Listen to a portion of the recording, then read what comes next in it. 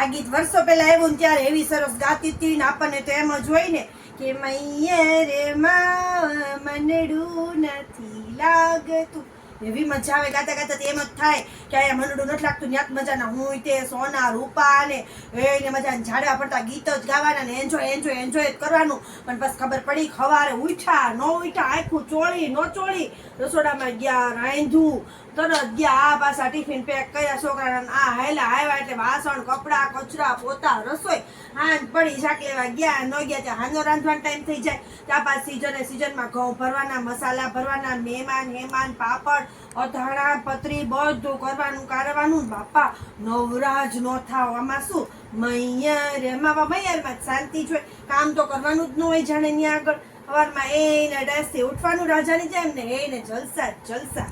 પણ ત્યારે તો પછી બહુ જ ગીત ગમતું તે બહુ ગાતા. ગાવ તમ તાર અત્યારે ગાવ.